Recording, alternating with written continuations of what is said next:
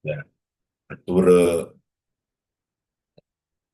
lebih jauh lagi ada Joy M. Lolito, ada Borg Enggal. Nah, harapannya di pertemuan kali ini kita bisa mendapatkan insight baru tentang model-model pengembangan,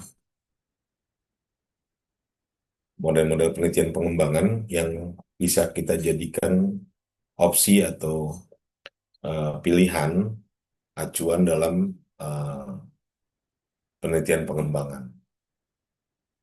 Lebih jauhnya untuk penelitian pengembangan, lebih sederhananya untuk mata kuliah kita, yaitu media pembelajaran bahasa Arab, media pengajaran bahasa Arab, bagaimana ketika dalam mengembangkan kita bisa mengacu pada model-model yang sudah ada tersebut. Jadi langkah-langkahnya clear ya, langkah-langkahnya jelas. Secara umum memang di dalam model-model yang beraneka ragam tadi yang dicetuskan oleh beberapa tokoh, eh, secara garis besar ada pasti ada tahapan awal, yaitu biasanya ada yang melakukan analisis kebutuhan, analisis situasi, pengumpulan data awal, mengetahui kebutuhan masyarakat dan seterusnya yang akan menjadi pengguna. Lalu ada tahapan desain biasanya. Setelah desain atau blueprint itu jadi, baru kita melanjutkan ke tahap pengembangannya. Jadi kata pengembangan sendiri merupakan sebuah eh, alur panjang yang di dalamnya juga ada menjadi tahap sendiri gitu. Setelah perencanaan atau desain tadi kita lanjutkan ke pengembangan, pengembangan artian dalam artian mewujudkan desain tadi menjadi wujud nyata. Sederhananya, ketika kita mau membangun rumah, pasti ada tahapan eh,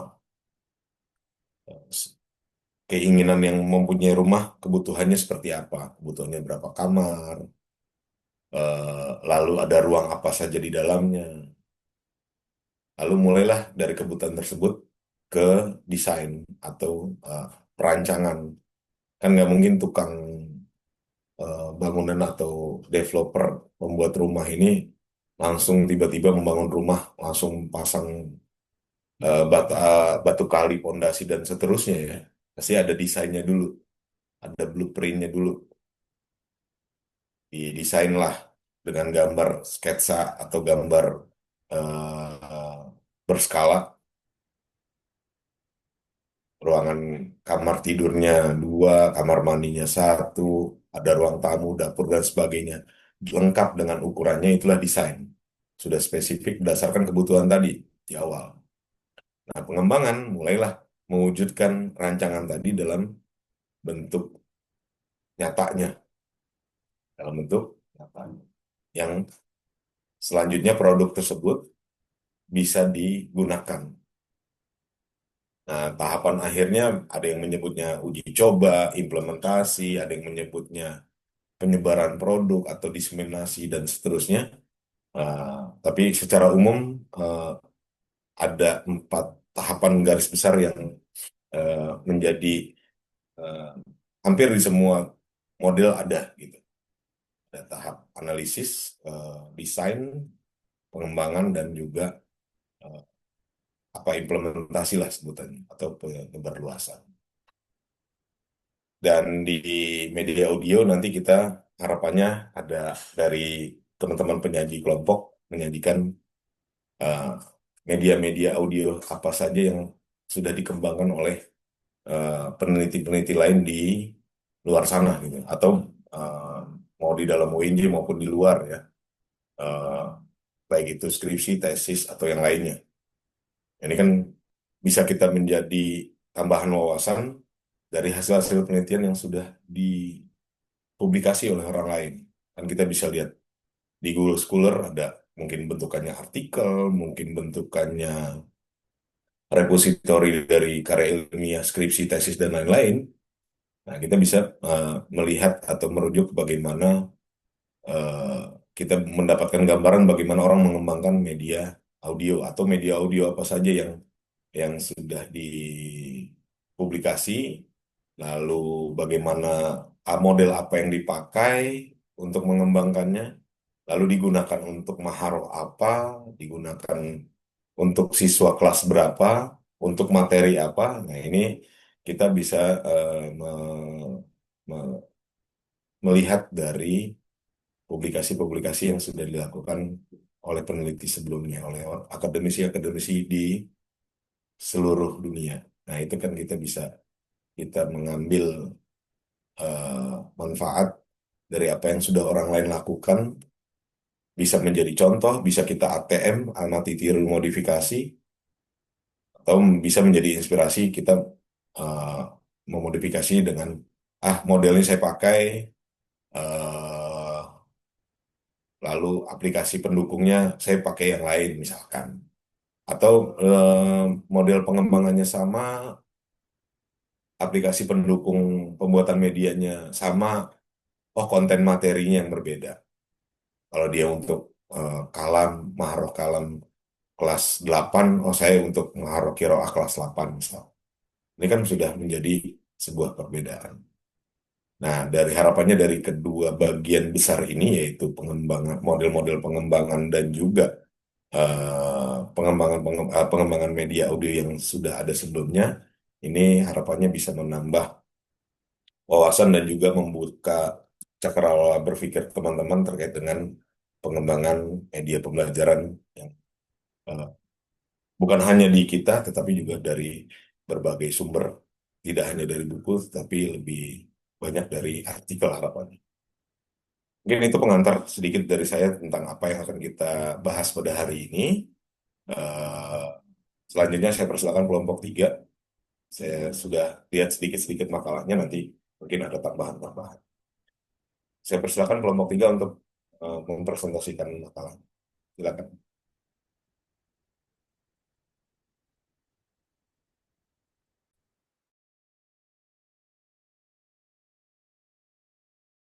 Baik, mohon izin share screen Ustaz dan Ya, silakan.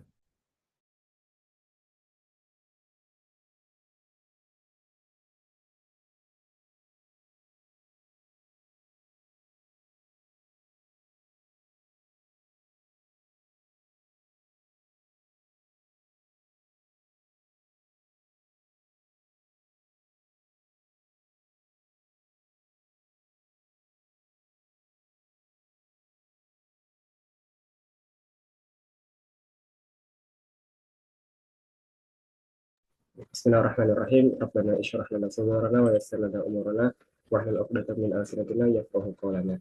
Yang kami hormati dan kami muliakan Ustaz Ahmad Marzuq selaku dosen pengampu mata kuliah media pengajaran bahasa Arab, dan teman-teman sekalian, teman-teman kelas B dan kelas C yang semoga dirahmati oleh Allah. Selamat pagi teman-teman sekalian, dan izinkanlah kami selaku kelompok 3 untuk menyampaikan presentasi dari hasil diskusi kami dengan mengangkat dua judul, yaitu pengembangan media pembelajaran dan berkerucut kepada media audio pembelajaran bahasa Arab. Boleh tolong di next slide.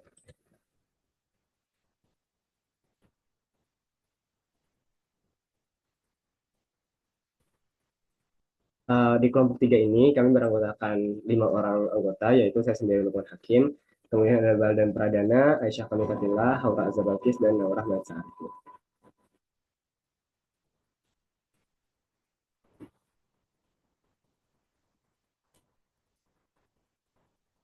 Nah, sebelum kita masuk ke materi inti, kita harus mengetahui dulu latar belakangnya dari materi yang akan kita bahas. Jadi teman-teman, proses belajar mengajar itu pada hakikatnya adalah proses komunikasi, yaitu dialog atau dari dua arah antara pengajar dan juga kepada yang diajarkan. Dalam proses komunikasi tersebut terdapat 3 komponen penting yang memainkan perannya, yaitu pesan yang disampaikan, dalam hal ini kurikulum, materi, dan juga inti materi yang disampaikan oleh guru. Kemudian ada komunikator, dalam hal ini adalah guru, dan komunikan dalam hal ini adalah siswa atau orang yang diajarkan atau yang diajak berkomunikasi. Nah, agar proses komunikasi berjalan dengan lancar atau efektif dan efisien, diperlukan alat bantu yang disebut dengan media pembelajaran, dalam konteks hal ini yaitu pembelajaran. Mengikuti berkembangnya zaman dewasa ini, terdapat banyak sekali media pembelajaran yang dapat digunakan pengajar untuk kegiatan pembelajaran, di antaranya media grafis, audio, audiografis atau audiovisual, dan lain-lainnya. Nah, media pembelajaran adalah komponen penting dalam perencanaan, pelaksanaan, dan evaluasi pembelajaran, sehingga kegiatan pembelajaran dapat berjalan dengan maksimal dengan adanya media pembelajaran sebagai alat bantu. Boleh tolong di next slide?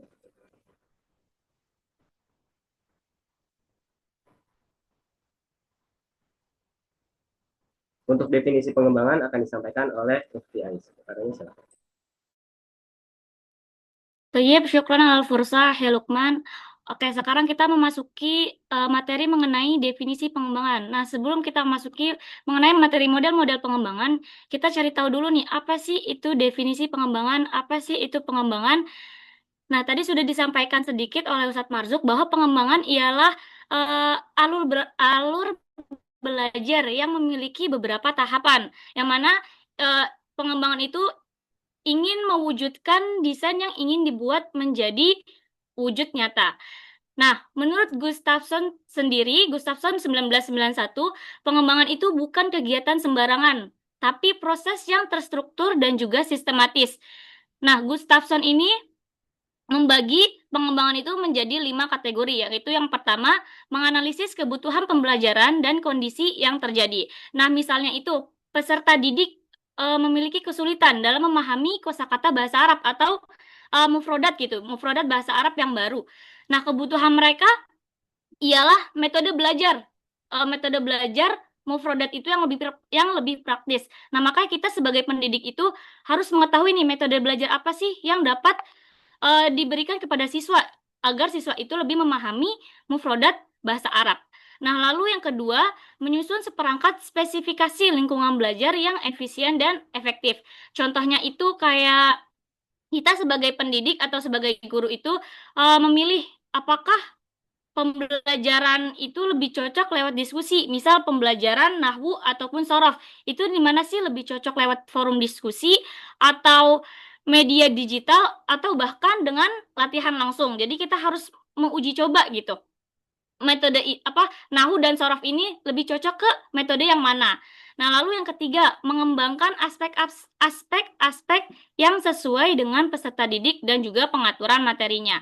Nah, kita juga sebagai pendidik dan juga guru, kita harus menentukan materi dan juga strategi, lalu metode apa yang akan kita gunakan dan juga media apa yang akan kita gunakan ketika memberi materi kepada peserta didik. Nah, setelah kita menentukan materi, strategi, dan juga metode dan medianya, nah kita mengevaluasi sesuai dengan kebutuhan yang tadi. Lalu selanjutnya poin yang keempat yaitu pengaplikasian materi yang telah dikembangkan. Nah, setelah materinya sudah siap, kita sudah menyiapkan materi sebagai guru kan kita harus menyiapkan materi sebelum mengajarkan seseorang. Nah, setelah materinya itu siap digunakan di dalam kelas. Nah, kita lihat apakah materi itu cocok dengan siswa ataukah metode yang kita gunakan itu cocok dengan siswa yang kita ajarkan. Nah, jika misalnya masih kurang cocok, kita sudah mengevaluasi dan masih kurang cocok, maka kita harus mengganti metode yang lebih kreatif untuk para siswanya dan para peserta didiknya juga. Lalu poin yang terakhir yaitu mengevaluasi formatif dan juga sumatif hasil pengembangan.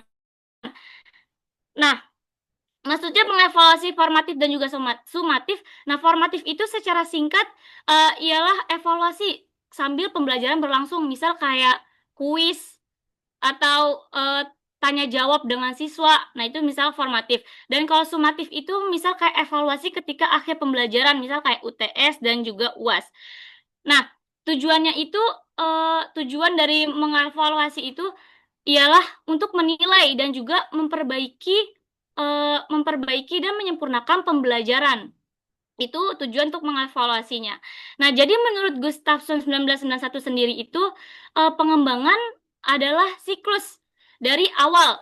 Maksudnya awal itu ialah analisis kebutuhan sampai akhir, sampai ke evaluasi hasil, yaitu evaluasi hasil pembelajaran atau pengembangan.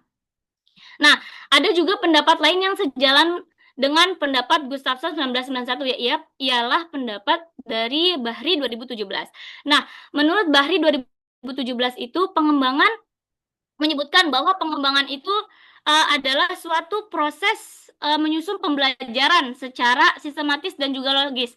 Nah, maksudnya sistematis dan juga logis di sini, sistematis itu berarti ada tahapannya yang jelas dan nggak asal-asalan. Sedangkan yang logis itu berarti dia masuk akal serta sesuai dengan kondisi peserta didik.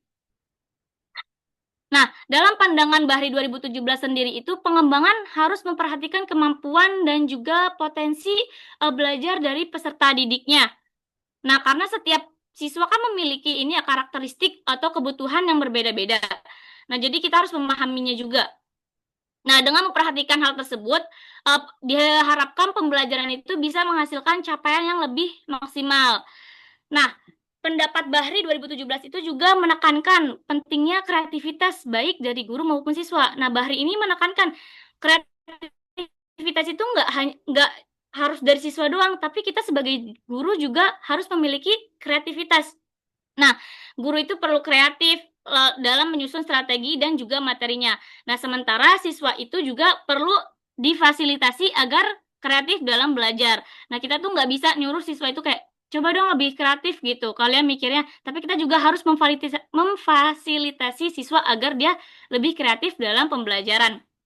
Nah, dengan adanya sistematika kerja yang baik dan sesuai dengan kondisi peserta didiknya juga, nah pengembangan pembelajaran itu akan memberikan kontribusi yang besar terhadap peningkatan kemampuan mereka. Nah, kesimpulannya kalau menurut Bahri ini cara guru gimana sih menyesuaikan strategi dengan kondisi peserta didik.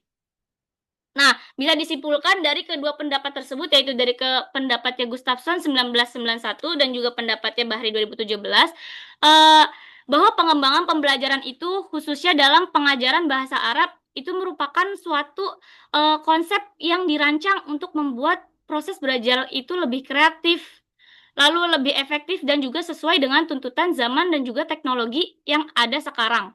Nah, guru itu dapat memanfaatkan berbagai metode dan juga teknologi untuk mendukung proses belajar sehingga siswa itu bisa mendapatkan pengalaman belajar yang lebih menarik dan bermakna. Dengan adanya pengembangan kualitas pembelajaran akan meningkat.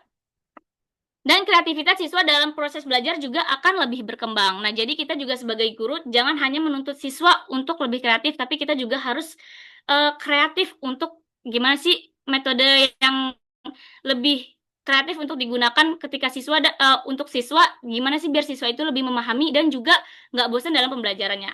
Begitu, mungkin dicukupkan mengenai definisi pengembangan. Selanjutnya akan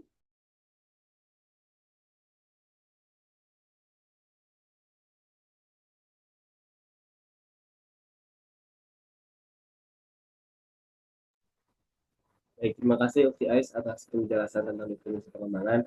Selanjutnya kita masuk ke bagian model-model pengembangan media pengajaran yang akan disampaikan oleh Akhi Bagan dan teman-teman yang lain. Silakan.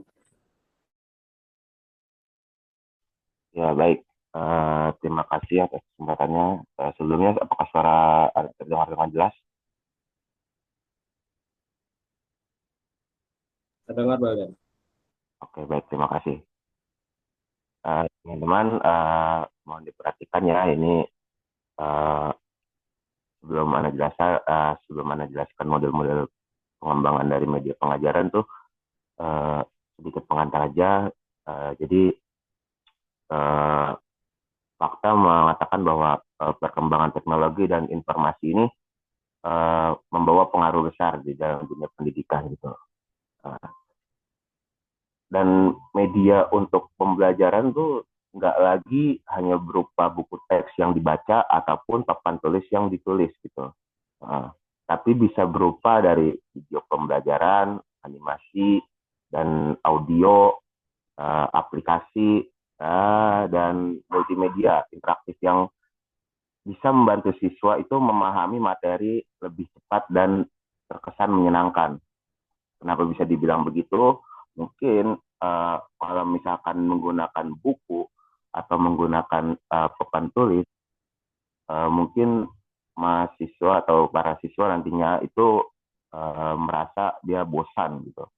Bosan dalam artian ini kan udah ya, dan sudah dicoba berulang-ulang kali, dan ya menurut mereka nggak bisa gitu, nggak bisa mengikutinya, nggak bisa memahami materi lebih cepat.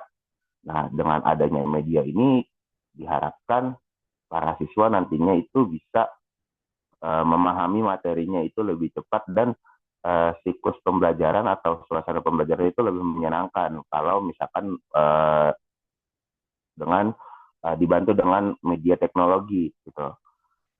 Nah, namun penggunaan media ini nggak boleh sembarangan, teman-teman. Nah, perlu adanya pemilihan yang selektif, terus juga perancangan yang baik, dan strategi yang tepat. Agar tujuan model pengembangannya ini tidak tercapai, agar tujuan pembelajarannya itu tercapai. Maka dari itu, para ahli pendidikan itu menawarkan berbagai kerangka atau model. Nah, berbagai kerangka atau model pengembangan media pembelajaran yang dapat menjadi acuan bagi guru untuk mengajar siswa-siswanya. Nah, model-model ini model-model ini membantu kita mulai dari perencanaan, terus juga perancangan, pengembangan, hingga terakhir ya evaluasi gitu. Nah, guru juga dapat memastikan dengan adanya model ini media tuh benar-benar sesuai dengan apa yang siswa mau dengan adanya model ini, dan juga efektivitas pembelajaran tuh ikut meningkat. Nah, maka dari itu dari kelompok 3 ini mencantumkan ada 5 model-model pengembangan media pengajaran. Yang pertama ada Azure, yang kedua ada Pi, terus juga ada Eddy, terus juga ada Tip, dan terakhir ada Hanafin and Tech. Boleh silakan di next slide.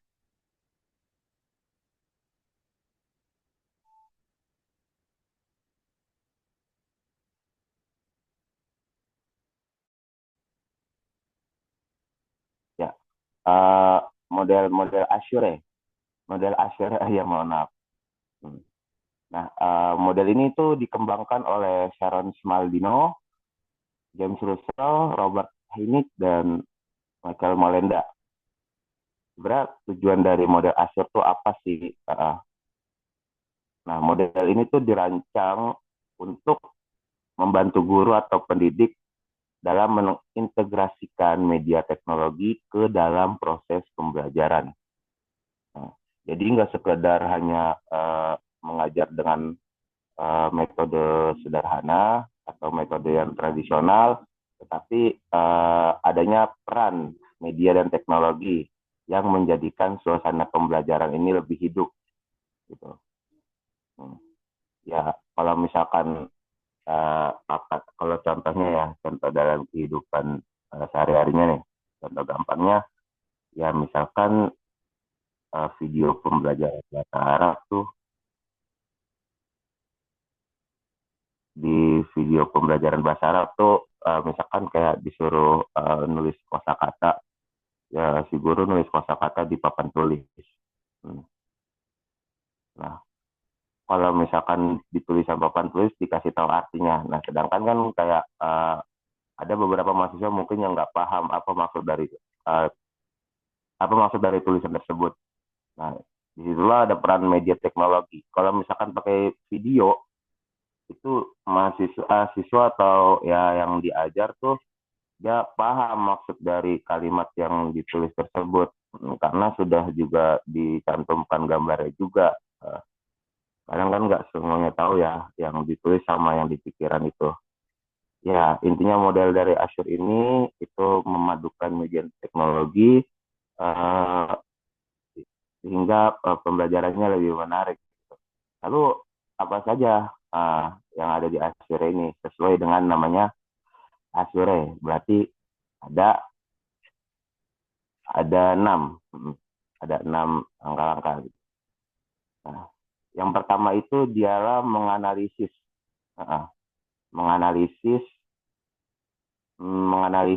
peserta didik. atau analis learners.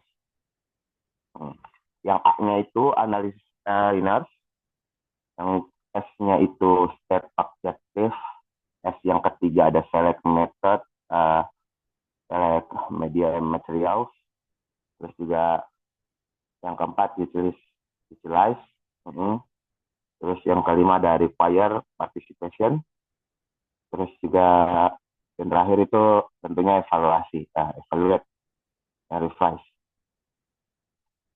Nah, yang pertama kita perhatikan dulu itu ialah menganalisis karakteristik dari peserta didiknya. Nah, langkah pertama dalam melakukan metode Azure itu mengenali peserta didik. Nah, ada 3 hal utama yang harus kita perhatikan. Yang pertama itu karakteristik umum seperti umur, tingkat pendidikan, latar belakang geografis, juga agama dan lain-lain gitu. Itu umum, yang bentuknya umum.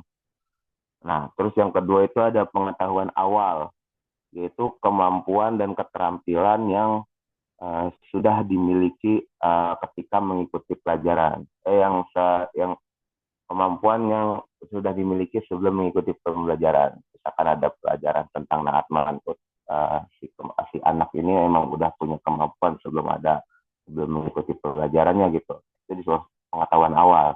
Terus juga ada gaya belajarnya, karena setiap siswa kan punya cara belajar yang berbeda-beda ya. Ada yang visual, ada yang mungkin pakai buku dia bisa paham. Nah, perlu adanya seorang guru ini perlu mengenali karakteristik dari siswa tersebut gitu sebelum masuk ke tahap perancangan. Nah, selanjutnya itu ada tujuan dan standar pembelajaran. Setelah analisis karakteristiknya masuk ke menentukan tujuan dan standar pembelajaran. Nah, tujuan inilah yang menjadi dasar kita dalam memilih strategi, metode maupun media yang akan kita buat gitu. Nah, tujuan ini juga menjadi tolak ukur apakah siswa itu sudah mencapai hasil yang diharapkan atau belum. Dan jangan lupa juga tujuan itu harus jelas, sesuai dengan harapan belajar siswanya. Nah, setelah dari menentukan tujuan itu, ada juga memilih strategi. Nah, strategi inilah setelah tujuan dibuat, tujuan ditentukan, kita masuk ke strateginya atau sumber pelajaran. Nah, strategi yang dipilih ini juga harus memberikan dampak kepada siswa yang nanti kita ajarkan itu agar siswanya nanti bisa mengikuti pelajarannya. Siswa menjadi aktif, interaktif, dan pembelajaran pun ikut menarik. Nanti PR jadi guru ketika ingin menggunakan metode ini ya gunakan strategi yang sudah diketahui karakternya dan juga tujuannya gitu. Yang keempat itu memerhatikan sumbernya. Nah, sumbernya itu misalkan guru menggunakan media teknologi dan bahan ajar yang tepat. Nah, jadi si guru ini ketika strateginya udah bagus, nah berarti dia memilih lah media mana yang harus dia buat, media mana yang harus bisa diterima oleh siswa-siswanya gitu. Itu ya memelahatan sumber. Yang kelima itu partisipasi peserta didik. Tentunya media yang udah dibuat, yang udah dirancang. Nah, itu tujuannya ke situ. Tujuannya ya agar si siswa ini aktif berpartisipasi dalam pembelajaran yang digunakan melalui media. Itu partisipasi peserta didik. Nah, yang terakhir itu ada evaluasi dan revisi. Nah, media yang udah dikembangkan, media yang udah dirancang, media yang udah dibuat dan dihasilkan, diproduksikan, digunakan dalam pembelajaran, ketika terjadi kekurangan, nah disitulah ada evaluasi. Mungkin dari guru-guru itu bisa evaluasi dan revisi ya. Mungkin guru-guru itu bisa menanyakan kekurangan dari media ini itu di mana, supaya ya bisa diubah nantinya atau bisa diganti dengan media yang baru. Nah, kurang lebih sih itu dari model Azure. Saya kembalikan ke moderator. Baik, penyampaian selanjutnya akan disampaikan oleh Optinal. Barangnya dipersilakan.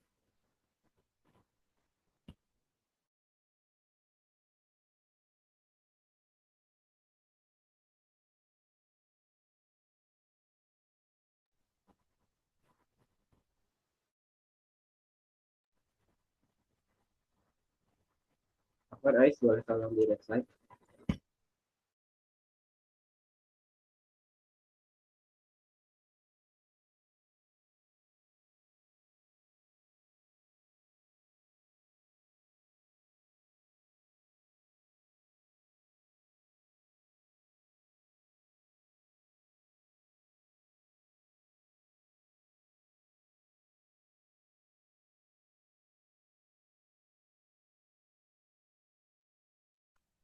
Baik, selanjutnya adalah model PI atau PI.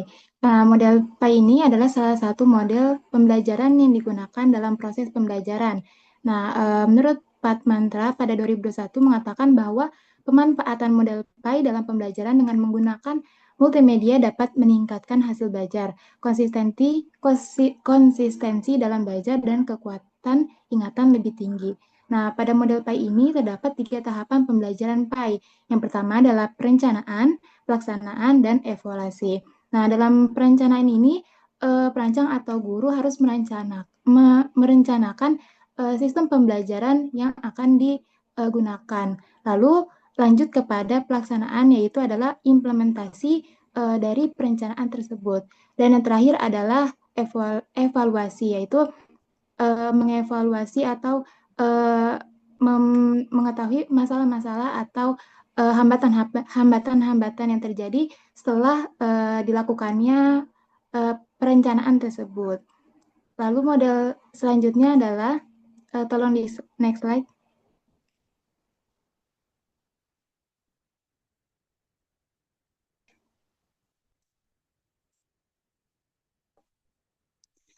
Nah, selanjutnya adalah model EDI. Tersingkatan dari Analysis, Design, Development, Implementation, and Evaluation atau AIE. Nah, model EDI ini merupakan singkatan dari rangkaian tahapan yang digunakan dalam mengembangkan media pengajaran. Lalu model ini pertama kali diperkenalkan dan dikembangkan oleh Lee dan Owens pada tahun 2004, di mana pada saat itu model ini sangat berkembang dan dipandang efektif dalam membantu pendidik maupun perancang pembelajaran untuk menghasilkan media yang terstruktur, teruji, dan sesuai dengan kebutuhan peserta didik. Nah, dalam model EDI ini terdapat 5 tahapan yang saling berkesinambungan. Seperti singkatannya, tahap-tahap itu mencakup tahap analisis, tahap desain, tahap development, tahap implementation, dan tahap evaluation. Nah, dalam tahap analisis ini dilakukan pengkajian mendalam terhadap kebutuhan pembelajaran. Jadi, perancang atau guru harus mengetahui siapa sih peserta didiknya, bagaimana latar belakang secara umumnya, dan bagaimana profil peserta didiknya. Lalu, apa saja nih yang jadi tujuan pembelajarannya, dan juga kesenjangan keterampilan atau pengetahuan apa yang ada di antara peserta didiknya, dan juga mencakup hambatan-hambatan yang mungkin muncul dengan adanya model pembelajaran ini. Lalu yang kedua adalah tahap desain. Nah, setelah tadi dilakukan tahap analisis, tahap berikutnya adalah merancang strategi pembelajaran. Nah, desain ini mencakup perencanaan isi materi, metode, media, hingga instrumen evaluasi. Nah, apabila seorang perancang atau seorang guru telah membuat desain yang baik, maka itu akan memudahkan proses pengembangan dan implementasi. Lalu tahap yang ketiga adalah tahap development atau pengembangan. Nah, setelah tadi perancang itu membuat desain, selanjutnya adalah perancang harus mengembangkan, yaitu proses nyata dalam membuat atau memproduksi media pembelajaran sesuai dengan rancangan yang telah disusun. Nah, produknya ini dapat berupa bahan ajar, modul, video, atau aplikasi pembelajaran yang dihasilkan melalui tahap pengembangan ini. Tahap selanjutnya yaitu adalah tahap implementation atau implementasi. Setelah tadi terjadi tahap pengembangan, selanjutnya adalah mengimplementasi, merealisasikan hasilnya tersebut. Jadi media yang telah dikembangkan kemudian diuji cobakan atau diterapkan dalam situasi pembelajaran yang sebenarnya. Dan pada tahap ini barulah diketahui sejauh mana sih media ini dapat digunakan, apakah efektif untuk peserta didik atau tidak. Lalu tahap yang terakhir adalah tahap evaluation atau evaluasi. Tentunya di sini evaluasi dilakukan secara berkelanjutan untuk menilai efektivitas media yang digunakan. Proses evaluasi itu mencakup evaluasi formatif atau evaluasi selama tahap pengembangan dan evaluasi sumatif. Jadi evaluasi yang dilakukan setelah implementasi. Hasil evaluasi ini pun dapat menjadi dasar untuk perbaikan media di masa mendatang. Mungkin itu saja yang dapat saya sampaikan. Untuk model selanjutnya akan dilanjut oleh rekan saya. Saya kembalikan ke moderator.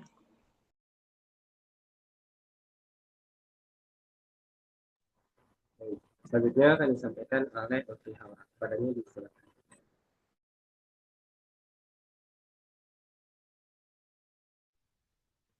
Oke, terima kasih atas kesempatannya. Ana izin melanjutkan model pembelajaran berikutnya. Tadi sudah disampaikan beberapa, sekarang Ana akan menyampaikan mengenai model pembelajaran TIP. Nah, TIP ini merupakan singkatan dari Teknologi Integration Planning atau model perencanaan integrasi teknologi yang digunakan sebagai salah satu media pembelajaran. Nah, pada model pembelajaran TIP ini nih menilai seberapa jauh bagaimana guru atau pendidik itu bisa menggunakan teknologi yang ada pada zaman sekarang. Nah, contohnya itu seperti audio, video, aplikasi, komputer, dan juga lain-lain agar proses belajar itu bisa lebih mudah dan juga efektif.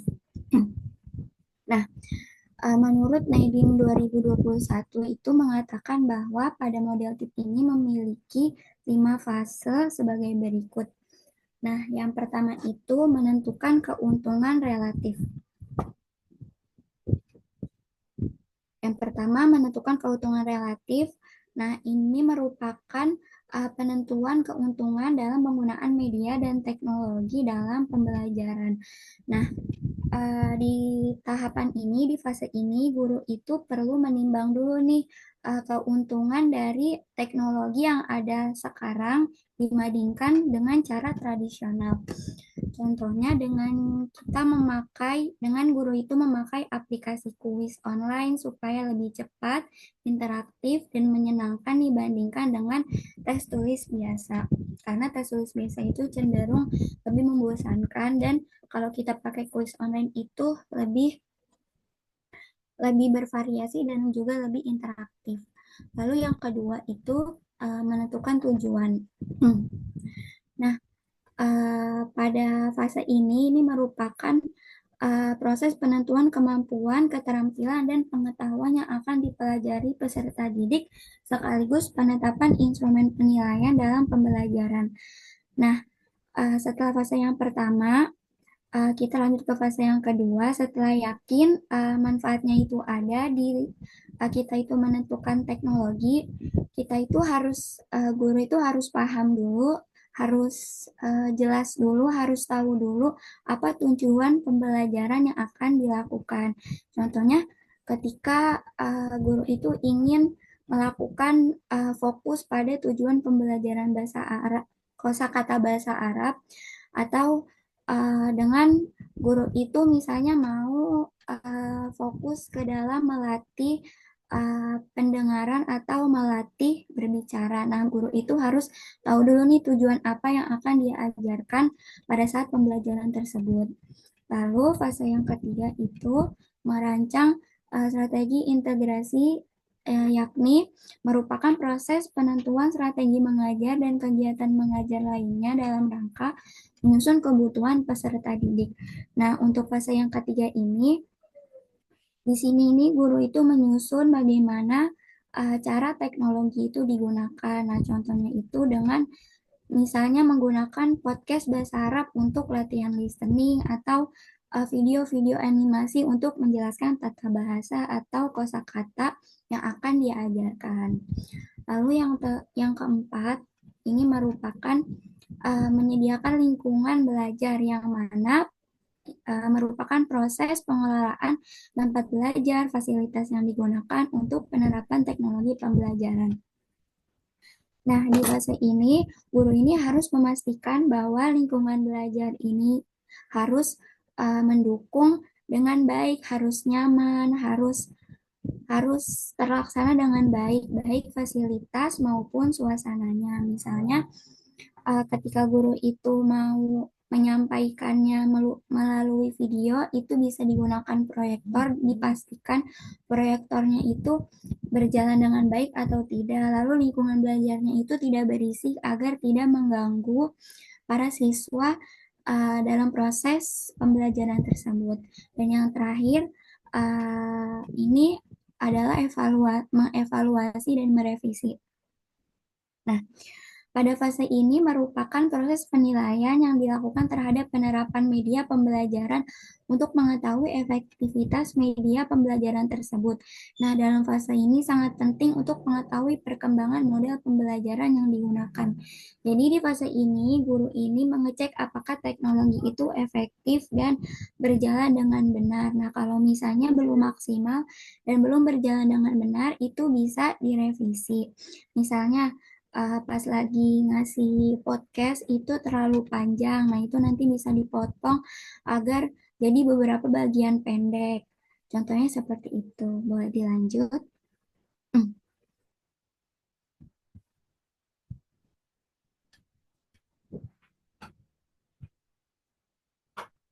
Maaf, Ais, boleh di next slide?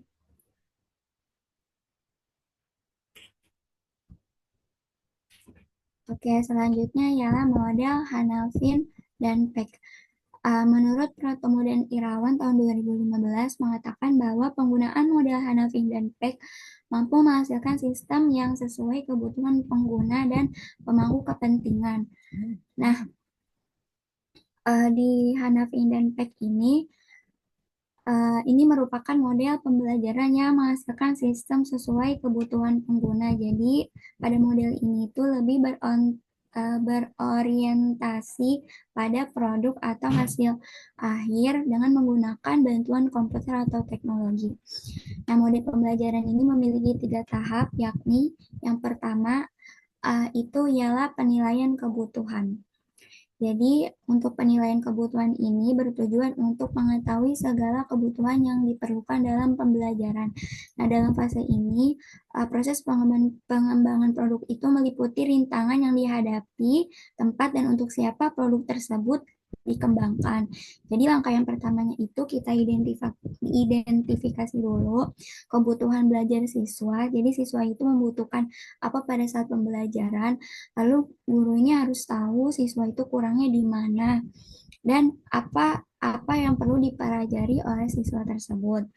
Contohnya ketika siswa itu kesulitan memahami tata bahasa Arab, nah berarti siswa ini butuh media pembelajaran yang lebih interaktif. Lalu yang kedua, ini adalah desain, yaitu proses mengidentifikasikan dan pengumpulan bahan-bahan, alat, dan sumber yang digunakan untuk mencapai hasil yang maksimal. Seperti yang tadi sudah dijelaskan juga oleh Ukti Naura. Jadi di desain ini, setelah tahu kebutuhan para siswa itu apa, guru ini langsung merancang media pembelajaran yang sesuai dengan kebutuhan siswa tersebut. Misalnya, membuat modul pembelajaran yang interaktif atau video pembelajaran yang siswa-siswa itu lebih mudah memahaminya. Dan yang terakhir ini pengembangan dan implementasi. Nah, di pengembangan dan implementasi ini merupakan proses menciptakan atau memprogramkan, menguji coba, dan melakukan evaluasi. Nah, pada fase ini merupakan penghasilan dari produk akhir yang menggunakan program komputer. Nah, di sini ketika desain itu sudah menjadi wujud yang nyata dalam bentuk produk nyata, misalnya e-learning, aplikasi pembelajaran, atau multimedia interaktif. Setelah itu sudah jadi, guru itu bisa langsung mengimplementasikannya dalam proses pembelajaran.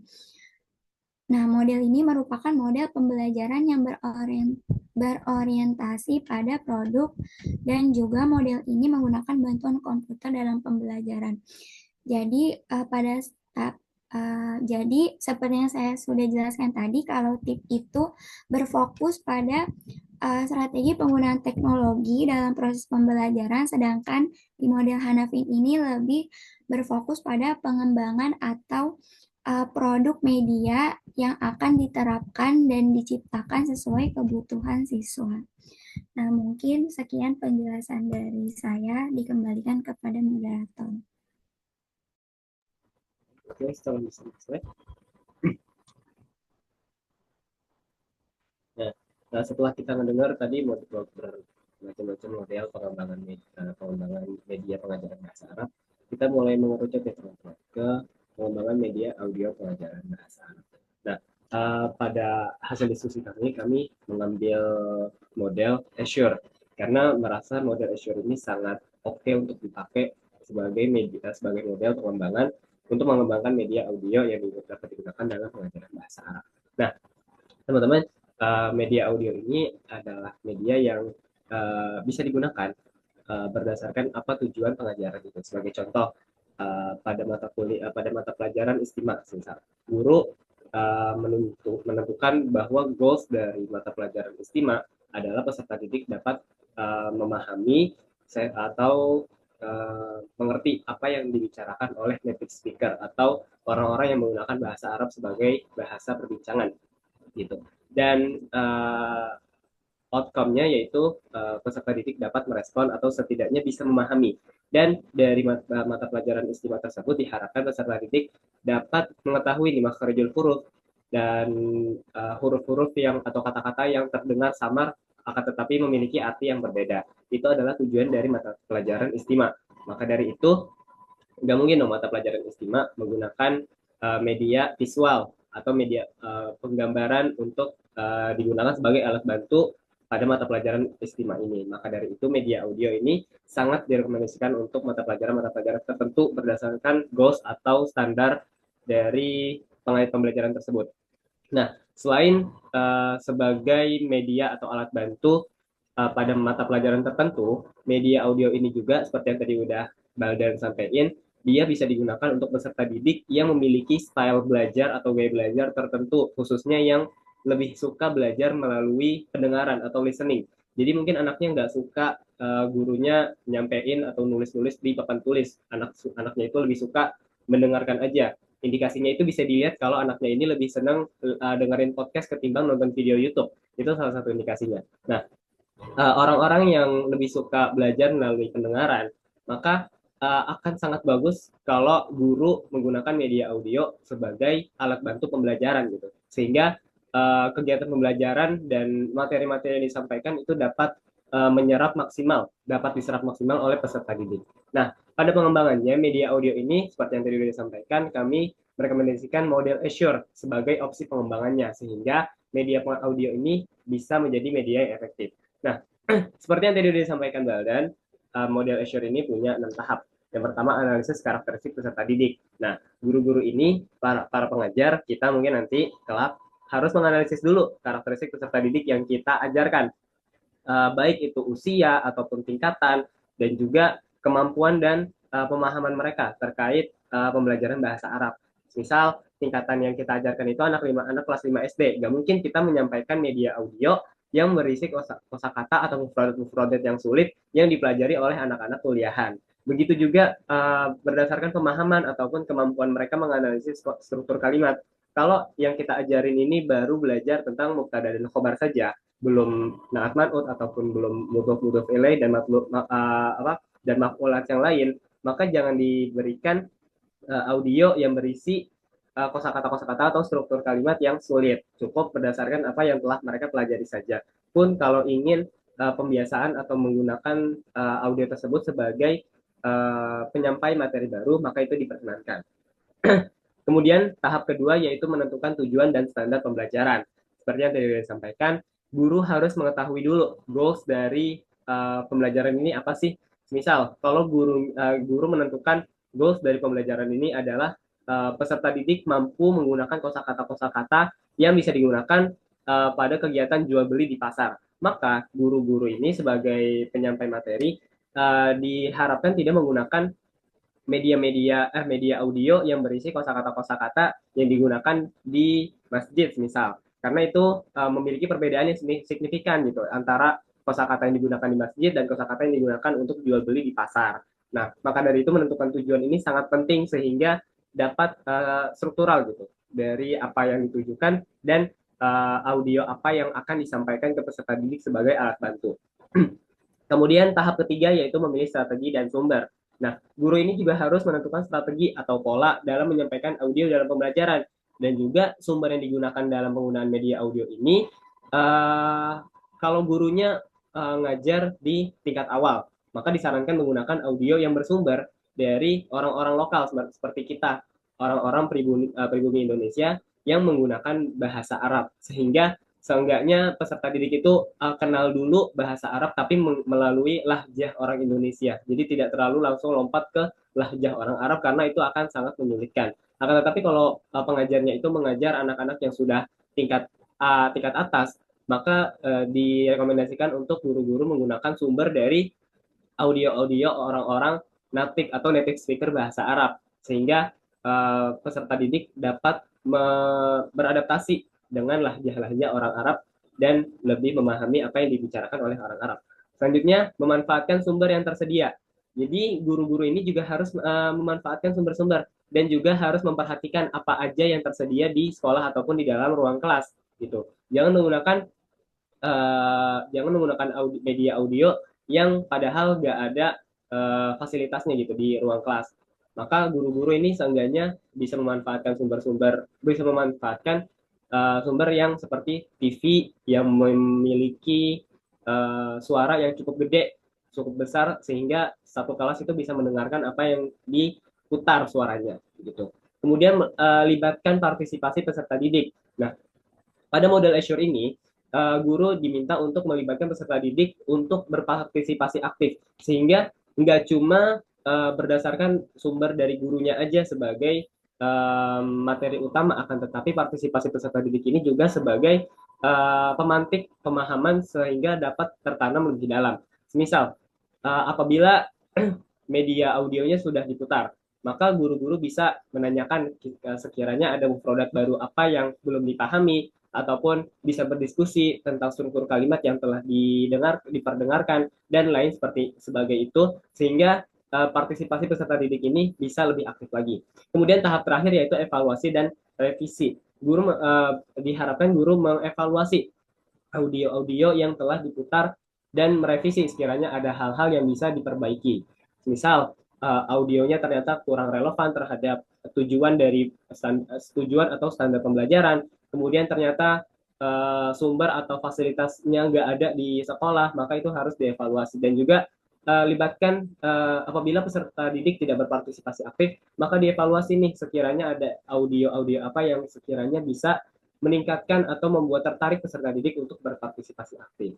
Nah, adapun contoh-contoh dari hasil-hasil pengembangan media audio dari beberapa peneliti ataupun beberapa pengembang itu adalah contohnya pengembangan model audio pembelajaran bermuatan permainan tradisional. Nah, pengembangan ini dilakukan oleh Suparti pada tahun 2017 dan beliau menggunakan pengembangan EDI sebagai pengembangan model audionya ini.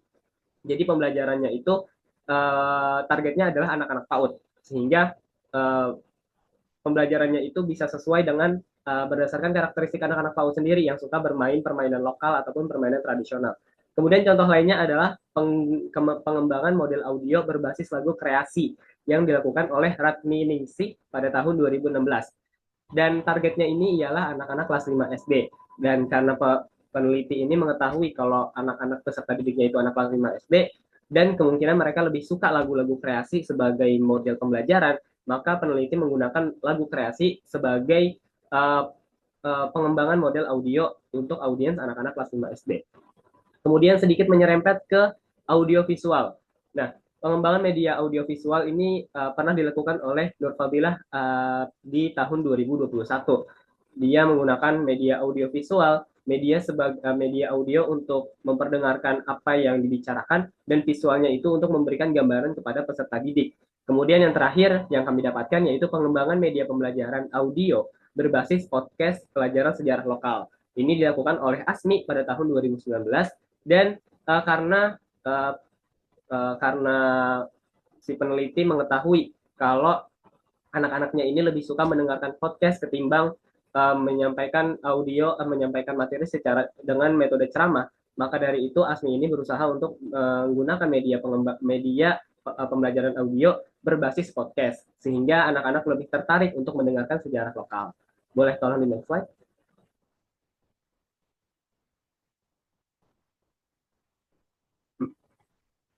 Nah, berdasarkan apa yang tadi telah kelompok 3 sampaikan, saya akan menyimpulkan. Nah, pengembangan media audio, teman-teman, merupakan suatu proses yang dilakukan secara sistematis dan terstruktur guna menciptakan media pembelajaran yang dapat meningkatkan efektivitas dan kualitas pembelajaran bahasa Arab serta lebih optimal. Berdasarkan berbagai definisi pengembangan ini, kegiatan ini mencakup analisis kebutuhan, kondisi pembelajaran, penyusunan spesifikasi lingkungan belajar yang efektif, pengembangan materi dan media yang sesuai dengan karakteristik peserta didik, penerapan materi tersebut dalam pembelajaran, serta evaluasi hasil pengembangan baik secara formatif maupun sumatif. Jadi, semua pengembangan itu adalah alur-alur yang cukup rumit dan bukan asal-asalan, sehingga dapat menjadikan suatu model audio itu bisa lebih efektif dan optimal sebagai alat bantu guru dalam menyampaikan materi. Dengan demikian, pengembangan ini nggak cuma alat bantu aja, tapi juga melibatkan proses kreatif yang memperhatikan potensi dan kemampuan peserta didik agar pembelajaran lebih optimal. Boleh tolong di next slide? Baik, sekian presentasi dari kelompok 3. Sekiranya ada hal-hal yang belum dijelaskan dengan gamblang ataupun ada hal-hal yang masih dibingungkan, kami mungkin izin Ustadz untuk membuka sesi tanya jawab. Kepada teman-teman, sekiranya ada hal-hal yang ingin ditanyakan, boleh dipersilakan. Silakan. Lanjut diskusi dulu. Ya, silakan Ahli Farid. Ya, syukran untuk kelompok 3 atas presentasinya. Ada hal yang ingin Anda tanyakan ya terkait materi tadi. Jadi tadi kan disebutkan selama presentasi, kalau dalam pengembangan media pembelajaran itu kita perlu menyesuaikan kondisi peserta didik gitu kan. Nah, yang ingin Anda tanyakan, dalam setiap kelas itu kan kondisi peserta didiknya tentu berbeda-beda gitu kan. Dan tadi perbedaan yang disebutkan oleh Akhi Lukman adalah perbedaan kondisi karena tingkatan kelas, karena kelas 5, karena kelas 1, dan seterusnya. Lalu bagaimana jika perbedaan kondisinya ini terjadi pada tingkatan yang sama gitu, pada angkatan yang sama? Jika demikian, apakah setiap guru yang masuk kelas yang berbeda itu harus menggunakan media yang berbeda pula untuk menyesuaikan gaya belajar peserta didik dari setiap kelas? Apakah dapat dipahami, Akhi? Baik, dapat dipahami, Ahli. Dan boleh langsung Anda izin jawab ya. Baik. Nah, betul apa yang disampaikan oleh Ahli Farid, bahwa kemajemukannya ini atau keberagamannya ini nggak cuma terbatas tingkatan ataupun usia, tapi juga hal-hal lain seperti contohnya background atau latar belakang. Mungkin anaknya ini tumbuh dari keluarga yang agamis banget, yang udah diajarin bahasa Arab sama keluarganya. Ada juga anak-anak yang mungkin latar belakangnya dari sekolah Islam terpadu ataupun yang lainnya. Nah, ada juga anak-anak yang benar-benar nggak punya background bahasa Arab sama sekali. Nah, maka dari itu walaupun tingkatannya sama, menurut guru-guru itu juga harus memperhatikan semua kemajemukan itu. Seenggaknya itu mayoritas yang ada di kelas itu memiliki kesamaan di bagian apa. Entah lebih suka gaya model yang sama ataupun materi-materinya mereka lebih suka disampaikan dengan cara apa. Nah, pasti nggak mungkin satu kelas itu majemuknya sama ya. Nah, maka dari itu ambil mayoritasnya. Nah, kalau kita ngomongin setiap kelas itu pasti punya perbedaan yang berbeda, maka guru-guru ini juga harus menyesuaikan, bukan peserta didik yang menyesuaikan, akan tetapi guru yang menyesuaikan, karena kita sendiri sebagai mungkin nanti kelak akan menjadi tenaga pendidik, itu nggak bisa menjamin kalau setiap peserta didik itu bisa dan mau mengikuti cara mengajar kita. Maka dari itu kita sebagai pihak yang menyampaikan materi dan lebih dewasa dan lebih memahami tentang karakteristik peserta didik, kitalah yang seharusnya memahami peserta didik. Nah, maka dari itu alangkah baiknya kita sebagai guru yang menyesuaikan setiap perbedaan itu. Jadi setiap kelas yang mungkin punya kemajemukan yang berbeda, maka guru-gurunya yang harus menyesuaikan dan bukan peserta didik yang menyesuaikan si gurunya. Apakah jelas, Farid? Ya, jelas Cik, dan syukron Aki. Syukran, Farid, atas pertanyaannya. Baik, Baik, saya teman-teman semua. nimbrung dulu. Saya nimbrung dulu ya sebelum Nah, Ustaz. pertanyaan berikutnya. Mengomentari aja. Memang dari penjelasan Lukman, pertanyaannya Farid, dan juga presentasi teman-teman tadi, kita lihat ya bahwa mendidik itu sulit ya. Mendidik itu sulit ya. Bukan pekerjaan yang, bukan sebuah profesi yang mudah ya. Apalagi ini bukan ilmu pasti. Bidang pendidikan ini kan masuk ke humaniora ya. Artinya yang dihadapi itu adalah manusia yang tingkat kemajemukannya sangat tinggi.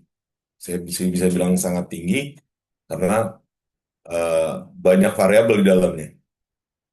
Ada latar belakang pendidikan, ada latar belakang keluarga, ada latar belakang sosial, ekonomi, dan sebagainya yang eh, memang kita sebagai pendidik memang harus menyesuaikan, tetapi sulit juga harga mati kita menyesuaikan orang per orang, individu per individu, gitu ya. Eh, Tugas guru akan jadi sabrek ya, termasuk penggunaan medianya. Kalau di kelas ini berbeda dengan kelas yang lain juga, nanti eh, eh, apa namanya, tugas guru dalam menyiapkan hal media saja dari satu bagian saja dari proses pembelajaran ini akan makan waktu, gitu, akan makan waktu dan juga eh, tenaga. Belum tentu semua guru punya kemampuan eh, apa namanya. Memang harus punya, tetapi kadang-kadang kan literasi digital, apalagi guru-guru yang sudah senior, nanti teman-teman akan mengalami lah di kelas, di sekolah, eh, bagaimana eh, sisi-sisi ideal dari proses pendidikan, baik itu perencanaan, evaluasi, maupun yang kita pelajari hari ini yaitu media. eh, Begitu di lapangan akan menemukan eh, fakta yang berbeda ya. Begitu masuk ke sekolah, guru-guru senior aja sudah tidak begitu update dengan aplikasi-aplikasi kekinian ya. Jarang itu yang eh, meskipun sudah disediakan pelatihan, jarang masih yang, atau ada beberapa saja, memang tidak semua yang menggunakan eh, misalkan di dalam proses pembelajarannya dia membuat video atau bahkan membuat latihan-latihan tadribat-tadribat dalam bentuk kuisis, Kahoot, dan lain sebagainya yang lebih interaktif ya. Belum lagi hasil penelitian yang sudah ada kan banyak tuh yang menggunakan EducaPlay dan sebagainya. Tapi pada kenyataannya nanti di lapangan memang eh, tidak seideal yang kita bicarakan. Memang jangan kaget ya nanti, maksudnya jangan kaget. bahwa apa yang kita pelajari itu, apa yang kita bicarakan ini sisi idealnya, pada prakteknya akan ada tempat-tempat atau lokasi-lokasi sekolah yang memang mungkin dari sisi media kurang ideal. Tapi ini kita tidak bisa melihat dari satu point of view ya, dari sudut pandang tertentu. Satu sudut pandang saja, sudut pandang si guru saja, sudut pandang sekolahnya saja. Kadang ada guru yang ingin kreatif, tapi sekolah tidak, fasilitas sekolah tidak mendukung. Katakanlah terutama kalau negeri mungkin relatif terstandar ya. Tetapi kalau kalian masuk ke swasta, swasta ini kemajuannya sangat luar biasa. Ada yang maju-maju sekali, ada yang minim-minim sekali gitu. Sehingga kita yang ingin menggunakan, kayaknya cocok nih istimewa menggunakan audio. Sementara mereka speaker aja tidak menyediakan. Contoh gitu. Atau kita sudah menyiapkan video animasi, baik kita buat sendiri maupun memanfaatkan video yang sudah ada, kan banyak yang bertebaran di media sosial. Wah, kita cocok nih kayaknya nih, bab ini kita, misalkan ada Watul Manziliyah, ini ada sebuah video animasi yang kayaknya cukup representatif dan menarik untuk disampaikan, ditampilkan di kelas, misalkan. Ternyata tidak ada proyektor, atau bahkan smart TV atau yang lainnya untuk kita menampilkan. Ini kan juga menjadi tantangan lagi ya. Artinya kita inginnya ideal, tetapi eh, fasilitas tidak mendukung. Nah, ini artinya kan point of view-nya harus banyak gitu untuk menyikapi eh, kesulitan-kesulitan seperti ini. Yang mau saya katakan adalah ternyata ketika kita bahas guru harus memahami, guru harus mengadaptasi, guru harus mengikuti karakter peserta didik. Jadi guru yang harus mengimbangi. Ini iya, tetapi tidak harga mati ya buat saya. Tidak harga mati karena akan menjadi sebuah kesulitan lain lagi ketika harus menghadapi orang per orang. Belum lagi kalau sekolahnya boleh, sekolah negeri ya terutama sekarang harus inklusi, menerima teman-teman yang disabilitas. Nah ini kan tantangan lagi, sebuah hal yang berbeda lagi gitu. Tentu yang kita bicarakan memang yang idealnya, yang di dalam kelas. Mohon jangan kaget pada prakteknya akan sulit karena berbenturan dengan berbagai variabel tadi, gitu. Berbagai variabel tadi. Dan itu fakta ya, fakta. Ternyata jadi guru itu tantangannya banyak gitu. Tantangannya banyak dan juga ya mungkin banyak cerita juga guru apa namanya kurang diperhatikan kesejahteraannya dan seterusnya itu udah lebih jauh lagi. Nah, saya balik lagi ke eh, pengembangan media yang tadi sudah disampaikan teman-teman. Terima kasih kelompok 3 ya, sudah cukup komprehensif paparannya. Walaupun ada beberapa bagian yang mungkin belum ditampilkan di dalam paparan, yaitu tadi hasil penelitian relevan tadi. Harapannya kan kita bisa melihat eh, tren apa sih di pengembangan media audio. Tadi sempat saya juga sambil dengar teman-teman presentasi, saya coba apa namanya berselancar juga. Lebih banyak memang audio visual memang lebih banyak. Yang audio saja lebih banyak ke pembelajaran yang lain di hasil penelitian itu. Ada beberapa yang bahkan mungkin ke pelajaran SKI tadi saya temukan. Beberapa kebanyakan lebih banyak yang muncul adalah audio visual. Mungkin memang agak kalau di pembelajaran di sekolah kan mungkin maharoh itu tidak seperti di kuliah yang menjadi satu satu bidang tertentu, tetapi sudah include di dalam satu bab. Mungkin dipecah subbabnya aja ada. Dan istimewa itu kadang agak dipinggirkan, adanya kiroah, biasanya mufrodat, hiwar, lalu apa lagi ya? tarkib biasanya, qawaid di dalam buku-buku sekolah itu biasanya. Sehingga mungkin itulah yang menyebabkan tidak ada yang concern di dalam penelitian pengembangan penelitian pengembangan media audio untuk materi bahasa Arab. Nah, di balik kekurangan sumber yang kita dapatkan itu, justru itu menjadi peluang ya. Kalau di dalam penelitian itu disebut gap research gap. Research gapnya adalah tadi ketika pengembangan media audio itu lebih banyak media audio visual dan lain sebagainya untuk menghadapi simak. Pengembangan media audio saja ini karena semakin sedikitnya yang ditemukan maka peluangnya makin makin besar. Artinya di research gap dengan state of the art ini eh, peluang untuk teman-teman mengembangkan media audio di dalam penelitian ini sangat sangat besar, sangat besar. Karena eh, ya ini saya bicara efek dari temuan tadi. Jadi ketika kita berselancar di Google Scholar atau Publish or Perish yang terkait dengan pengembangan media audio spesifik ke bahasa Arab itu ternyata masih masih sangat sedikit ya, sedikit lah, bukan sangat sedikit. Karena tadi yang disampaikan oleh teman-teman penyaji juga rata-rata bukan ke bahasa Arab ya, ada yang ke mata pelajaran lain, ada yang ke bahasa lain dan seterusnya. Ini di balik kekurangan maka ada keuntungan peluang untuk yang berminat untuk mengembangkan media audio.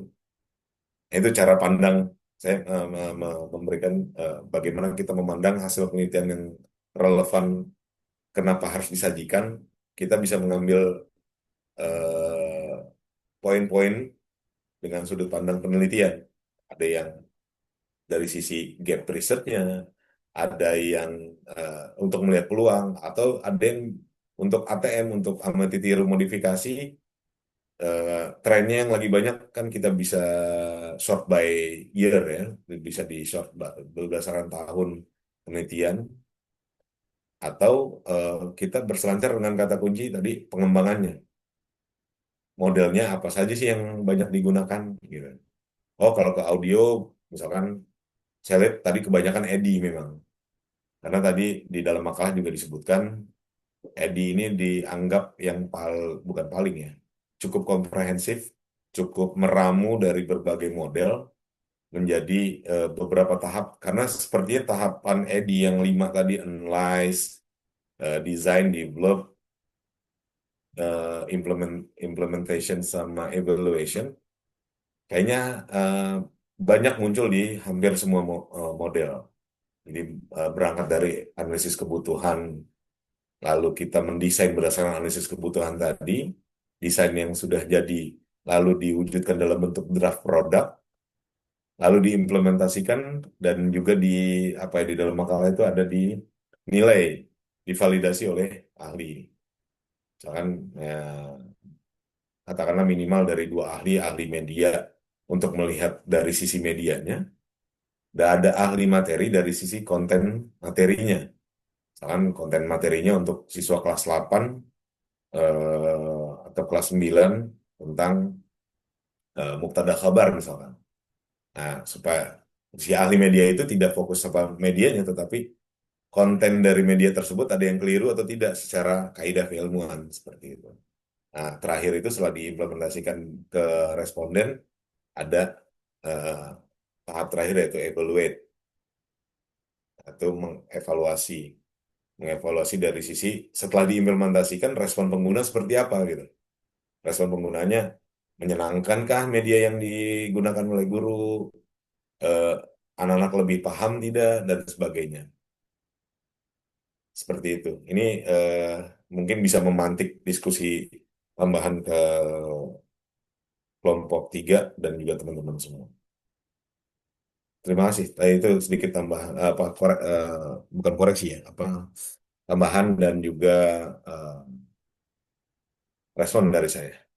Silakan dilanjutkan kelompok 3. Sekian kesiaran Ustaz atas penjelasan tambahannya. Kepada teman-teman yang lain, apabila ada pertanyaan atau hal-hal yang ingin ditanyakan yang masih dibingungin, dipersilakan teman-teman.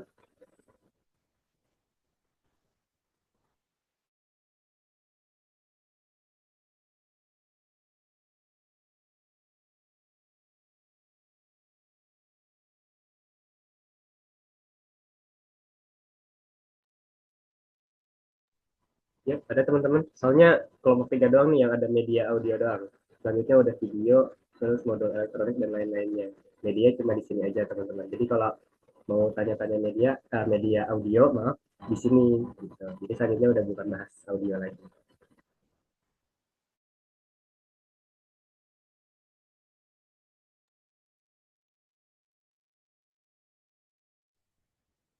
Baik, sambil mungkin teman-teman masih mencari apa yang ingin didiskusikan, saya ingin apa namanya, mungkin bisa ditutup dulu share screen-nya.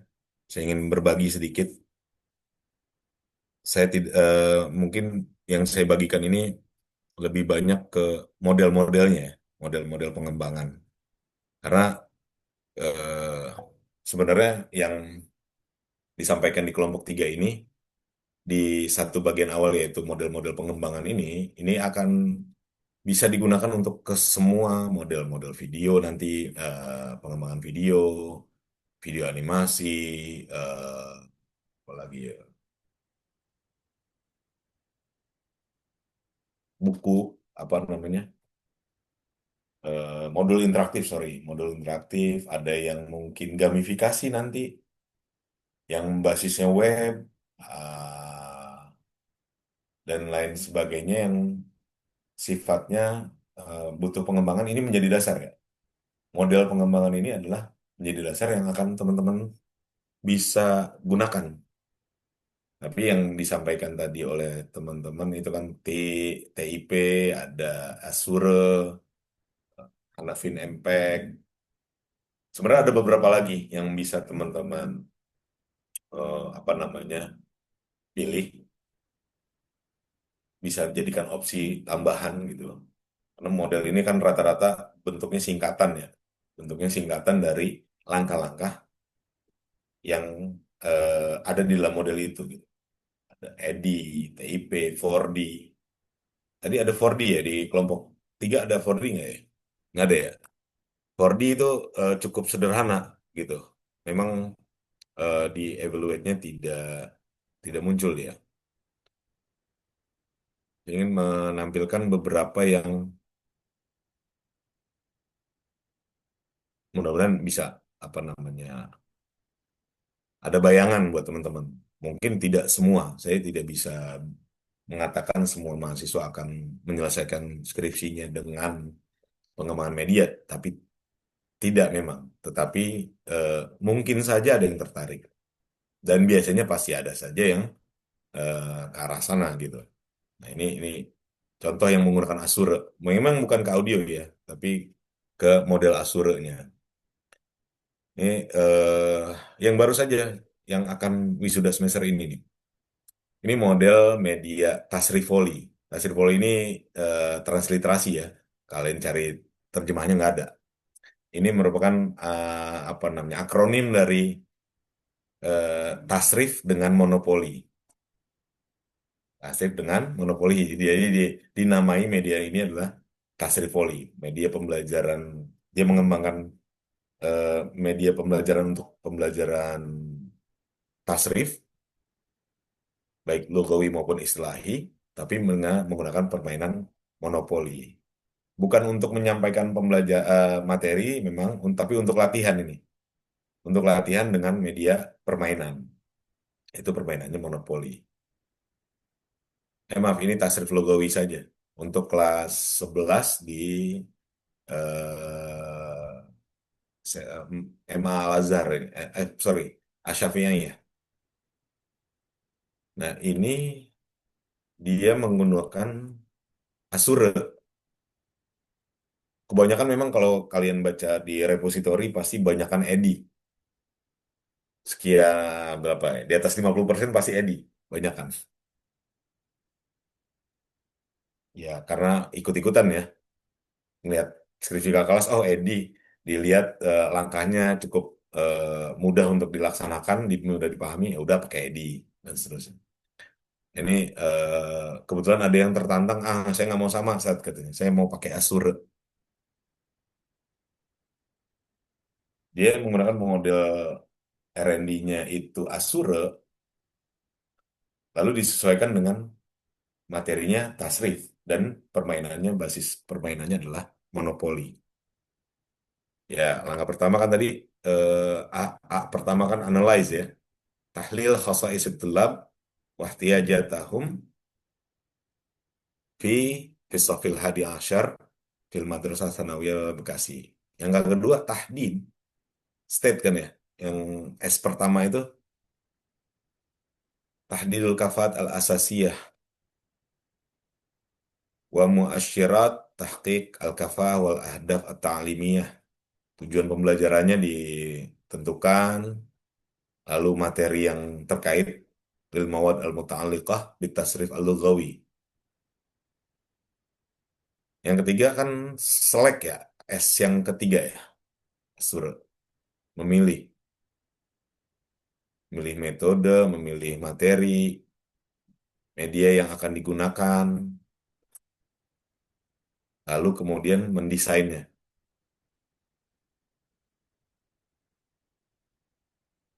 Dan seterusnya sampai ke tahap yang terakhir, takim, yaitu mengevaluasi.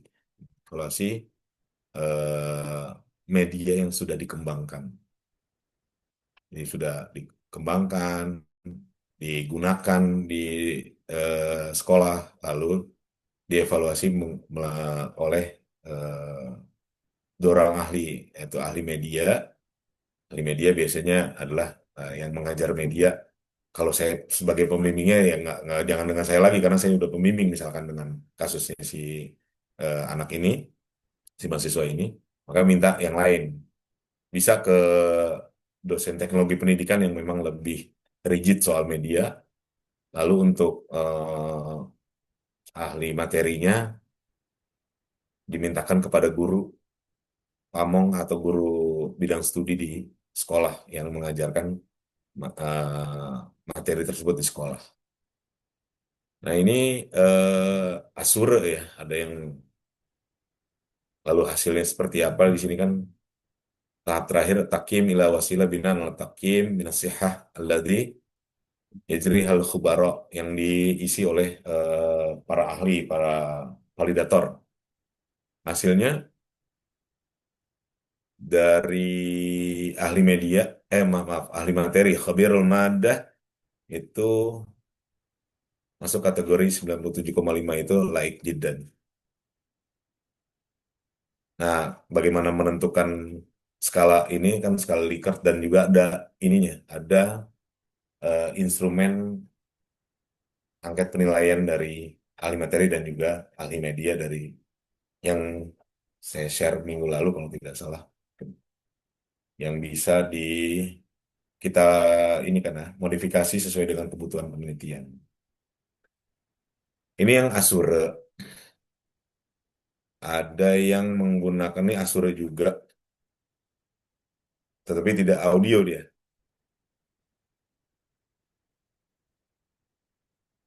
Ini Canva, tapi dia dia menggunakan 4D, 4D model. 4D itu di define yang pertama. Itu menentukan akan membuat media yang seperti apa berdasarkan kebutuhan. Dasarnya tetap analisis kebutuhan. Analoginya tadi yang saya ulang lagi ya, analogi kita membangun rumah, desain itu kan berangkat dari kebutuhan gitu. Berangkat dari kebutuhan. Dan juga kemampuan sebenarnya. Berangkat juga dari kebutuhan juga menyesuaikan dengan kemampuan. Artinya kemampuan itu bukan hanya kemampuan si guru dalam teknologi pengembangan medianya, tapi juga kemampuan sekolah bisa nggak nih kita balik lagi tadi kalau kita bikin video animasi, bisa nggak ditampilkan di sekolah? Kalau tidak bisa kan jadi percuma kita mengembangkan tapi tidak bisa digunakan. Atau kita menggunakan quizzes udah bagus-bagus dengan eh, setelan waktunya, konten materi apa konten kuisnya ada tidak hanya multiple choice tapi juga ada kalimat rumpang, ada menyusun kalimat dan sebagainya. Lalu menarik dengan berbagai gambarnya, tetapi di sekolahnya kebijakannya anak-anak tidak boleh pakai handphone. Kan jadi nggak guna juga gitu. Jadi kita harus menyesuaikan dengan kondisi di lapangan seperti itu. Artinya ini eh, selain yang disampaikan oleh teman-teman, ada 4D, ada eh, apa lagi ya. Tapi agak panjang, lebih panjang 10 langkah dibandingkan Azure. Seperti kalau teman-teman nanti bisa searching sendiri, modelnya Borg and Gal gitu, atau Joy and Bolito. Ini cukup ini apa agak rigid ya, tidak sesederhana Word, EDI atau TIP atau tadi Hanafin NPEG. Itu langkah-langkah yang enggak, yang paling banyak kan cuma Asura aja sebenarnya. Asura cuma itu pun 6 langkah, tidak sampai terlalu panjang. Nah, model-model inilah, model-model pengembangan ini yang bisa menjadi pilihan. Dan ini akan kepake terus ya. Ketika teman-teman ketemu ntar materi pengembangan media visual, media video, video animasi, modul interaktif, gamifikasi dan sebagainya, pasti akan ketemu model-model di dalam abstrak pasti muncul. Kalau modelnya dia pengembangan pasti model yang digunakan dalam penelitian model apa nih? Model 4D. Kalau ini Edi. Nah, oleh siapanya sebenarnya ini perdebatan ada yang bilang Dick and Carey, ada yang bilang Racer and Molenda dan sebagainya. Karena memang sejatinya saya udah menelusuri juga Edi ini eh, sampai ke ujung itu ada satu artikel internasional yang Edi ini muncul saat ada satu konferensi internasional yang disepakati saja Edinya, tetapi pencetusnya tidak tidak dari satu orang gitu. Jadi hanya hasil kesepakatan dari berbagai model yang dipadukan ke menjadi sebuah model yang namanya Edi. Sebenarnya Dick and Carey punya model sendiri. Nah, gitu ya teman-teman. Ini ada yang bisa saya tambahkan terkait model-model ini. Sekali lagi, model-model ini yang menjadi dasar ya. Kenapa saya ulang-ulang? Ini menjadi keyword ya atau kata kunci. Model pengembangan itu berbagai macam yang bisa kita jadikan pilihan ketika melakukan pengembangan eh, media pembelajaran, terutama terkaitnya kalau nanti teman-teman penelitiannya, tugas akhirnya menggunakan eh, model pengembangan, misalnya untuk skripsi atau menggunakan jalur artikel.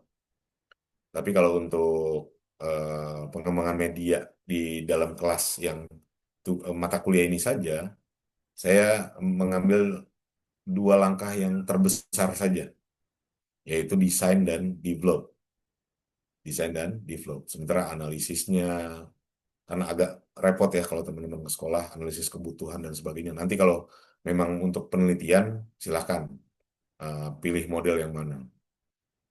Nah, model-model ini menjadi pilihan atau alternatif yang bisa teman-teman pilih ketika melakukan penelitian pengembangan media pengajaran atau pembelajaran di sekolah nantinya.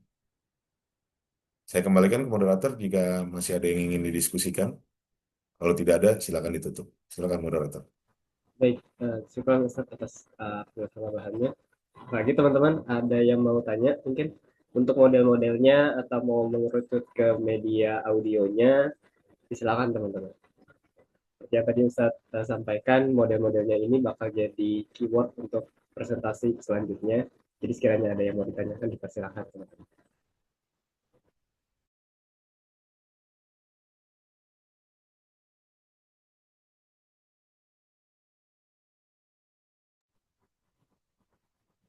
Apa Ustadz sekiranya udah nggak ada lagi yang mau Ya, ditanyakan? silakan ditutup Baik, presentasi kelompoknya. sekian dari kelompok 3. Kurang lebihnya mohon maaf apabila terdapat banyak sekali kekurangan dari sesi penyampaian materi ataupun dari makalahnya. Terima kasih pada teman-teman semua yang sudah berpartisipasi aktif. Terima kasih Ustaz atas penjelasan tambahannya. Semoga materi yang disampaikan dapat bermanfaat untuk kita semuanya. Akhir kata, mohon maaf. Sekali lagi, Assalamualaikum warahmatullahi wabarakatuh. Waalaikumsalam warahmatullahi wabarakatuh. Baik, terima kasih teman-teman kelompok 3 untuk paparan materinya. Mudah-mudahan membuka wawasan kita dan membuka cakrawala berpikir kita tentang model-model pengembangan. Jadi terutama model-model pengembangan dan juga media audio, walaupun tidak terlalu banyak. Harapannya nanti di model-model media-media yang lain, visual, video animasi, eh, dan gamifikasi di web dan seterusnya, eh, bisa lebih menampilkan lagi itu ya hasil-hasil penelitian yang harapannya bisa ngeliat trennya lagi apa penelitian itu. Oh, misalkan video video animasi lagi banyak ke Maharoh apa, lagi banyak ke sekolah mana, menggunakan aplikasi pendukung apa. Kan macam-macam ya, kalau misalkan di animasi ada yang pakai Powtoon, ada yang pakai eh, Video Scrap Sparkle, ada yang Animaker dan sebagainya dan sebagainya. Ini lagi yang banyak mana sih gitu. Nanti kita biar punya pilihan untuk teman-teman ketika ada yang tertarik ke pengembangan video animasi, misalkan ketika lagi bahas video animasi. Begitu ya teman-teman. Mudah-mudahan apa yang kita diskusikan pada hari ini memberikan manfaat dan membuka wawasan berpikir kita terkait media pembelajaran bahasa Arab.